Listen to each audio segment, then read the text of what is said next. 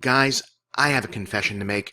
I've been meaning to tell you this, to tell all of you this for quite some time. Holding back on it has likely caused distress and discomfort for you and most definitely for me, and for this I have nobody to blame but myself. The most convincing lies are indeed the ones you tell yourself, and I had me thoroughly convinced that holding back from admitting this not only would have no ill effects on me, but also would be the right thing to do for you, and I could not have been more wrong on both counts. For that, and for so much else, I am truly sorry. So, here goes.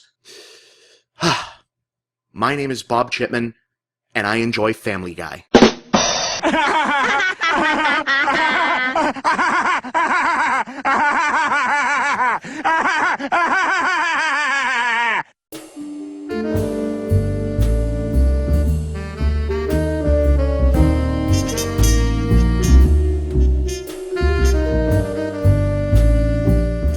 Seriously though, here on the interweb, it really does sometimes feel like that's one of the worst things you can admit to. Particularly in the world of TV animation fandom, a community that often touts a supposedly broad embrace of styles and taste, but nonetheless seems to adhere to certain monolithically accepted gospel truths. The Simpsons has been dead since season 10, Futurama and Adventure Time are perfect and above reproach, Young Justice went off the air too soon, and Family Guy creator Seth MacFarlane is Satan himself. The thing is, I actually find MacFarlane really funny. Maybe it's a byproduct of us coming from similar backgrounds, but I laugh at his routine more often than I don't, and his idiosyncratic fusion of frat boy humor, collegiate left-wing sensibilities, lounge lizard throwback affect, and Gen X pop reference have a unique energy. I'm not sure that he's produced any kind of high art yet. I'm as sick to death of hearing certain Family Guy quotes shouted drunkenly across the bar as anybody is, but I do honestly think that Family Guy as a show is pretty underrated by the animation intelligentsia. Now don't get me wrong, I'm not going to sit here and say it's the equal of The Simpsons, which I've already said my piece about, or The Critic, or Futurama, or Bob's Burgers, and guys, if you're not watching Bob's Burgers, start watching Bob's Burgers, or even MacFarlane's own, at this point, superior American Dad and Cleveland Show spin-offs, but to the degree that I so often see it lumped in next to Jersey Shore, 2.5 Men, Tosh.0, or whatever this week's rhetorical punching bag from Fox News is on the list of worse modern television has to offer, yeah, I think that's being a little unfair.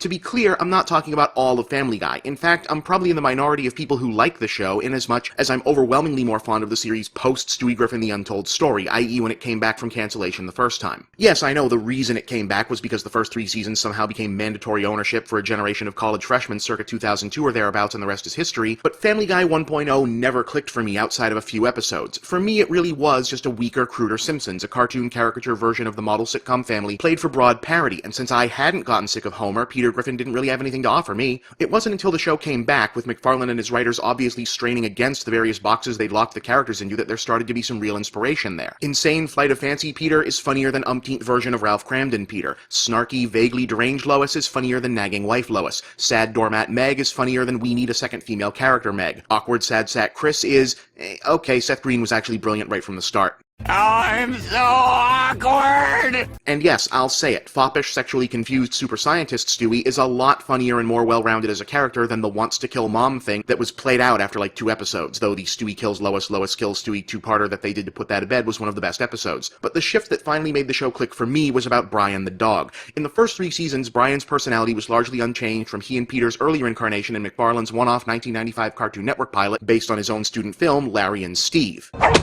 Listen to me. If you don't get me out of here, I will be put to sleep. Are you listening? Do you understand me? You will be indirectly responsible for the resulting euthanasia.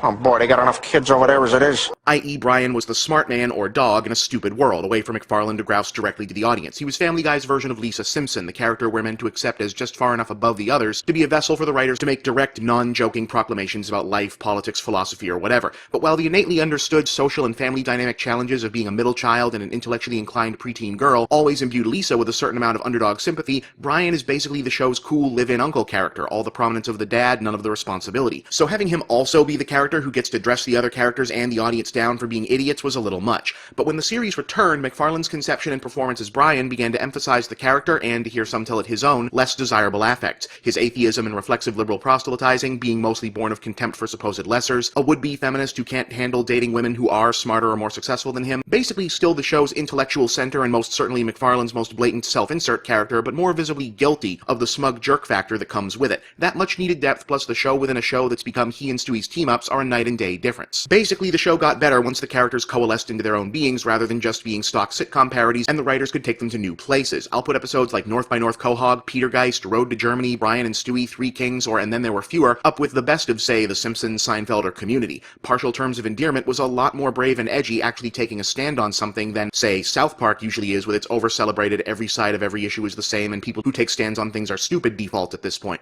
I don't know that the attempt to tackle domestic abuse in The Story of Brenda Q actually worked, but credit them for trying. Even the trilogy of Star Wars parodies are endearing, recalling a time when fan films were about genuine affection and not just demo reels for aspiring special effects technicians. And while oddly enough McFarlane will be the first to tell you that the show has probably been on the air for too long, I still think it's got gas in the tank. The already announced crossover with The Simpsons next season will, if nothing else, be kind of amazing just as a thing that exists. And Cleveland is coming back into the fold now that his spin-off series is apparently en route to finishing its respectable 4-season run, so I hope he brings his supporting cast with him in some capacity. Junior is too good a character to lose. So yeah, I'm actually pretty fond of TV's worst animated series. It's not a landmark, it's not transcendent, it's not Bob's Burgers, but it is frequently a vessel for a talented creative team to do unique and funny stuff. And I think its detractors could stand to maybe take a second look. Alright, come at me, bro. I'm Bob, and that's the big picture.